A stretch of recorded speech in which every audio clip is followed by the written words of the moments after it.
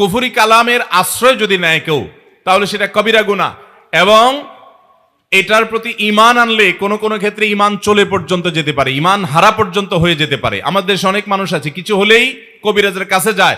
অনেক কবিরাজ কুফরি কালামের আশ্রয় নেয়, শয়তানের আশ্রয় নেয়। এরকম আছে না নাই? অনেক সময় শয়তানই আপনাকে ডিস্টার্ব করে, ব্ল্যাক ম্যাজিক হয় শয়তানের মাধ্যমে, আপনার শয়তান আক্রমণ করে, জিনগ্রস্ত করে কোনো মানুষকে। এরপরে শয়তান চায় যে আক্রমণ করলাম যাতে আমার দলে চলে আসে। এটা অনেক সন্ত্রাসীদের কায়দা, যে সন্ত্রাসী অনেক সময় সন্ত্রাস করে অনেক মানুষকে নিজের বশে আনে, যে আমার দলে আসো, নাহলে তোমাকে শেষ করব। ঠিক একইভাবে ব্ল্যাক ম্যাজিক, কালো জাদু এবং দুষ্টু জিনের উপদ্রব দিয়ে শয়তান নানা মানুষকে তার দলে ভিড়ায়।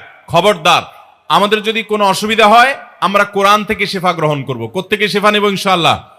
আল্লাহ বলেছেন কোরআনে, ওয়ানুনাজ্জিলু মিনাল কুরআনি মা হুয়া শিফাউন ওয়া রাহমাতুল লিল মুমিনিন।